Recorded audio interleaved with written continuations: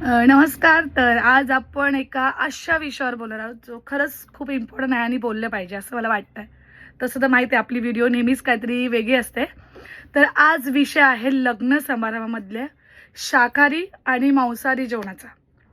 तर मांसाहारी जेवण जेव्हा असतं, मांसाहारी 2 जेवणं जेव्हा ज्यांच्या ज्यांच्या लग्नात असतात, तर मांसाहारी जेवण तुम्ही एकदम भारी करता, पक्का भारी. म्हणजे काय काय वाणं 5-6 वाण तरी असतात स्टार्टरपासून तर जेवणापासून पूर्ण या. मालकरी माणसांना काय असतं, चवली बटाटा, डाल डाल चण्याची डाळ, नाहीतर कांचा तो वांगा बटाटा, नाहीतर अजून काय वाटाण्याची भाजी.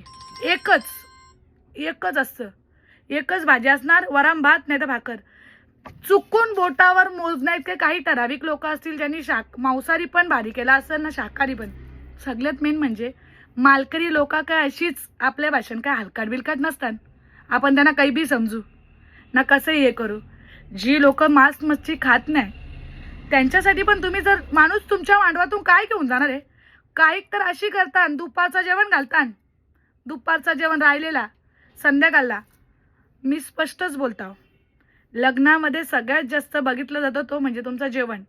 काही काही त्यांचा मांडव 20 लाखाचं असतं ना. मालकऱ्यांना जेवण मांसाहारी लोकांची चांगल्या प्रकारची सोय होतं, मालकऱ्यांचा थोडा पण तुम्ही विचार करत नाही. जर नसेल ना तर जावाला घालू नका. पण हे असे चवली बटाटा, वांगा बटाटा, ते चण्याची डाळ नका करू. ती पण माणसाचंच ना. मालकरी होणं ही पण एक ताकद आहे, ती कोणला बी जमन आहे. विचार करून करूया. लग्न करता विचार करून करा. जावाला घालताना एकदम मनापासून घाला, म्हणजे तुमच्या मानवातून जाणारा प्रत्येक अतिथी हा खुश होऊन जाईल.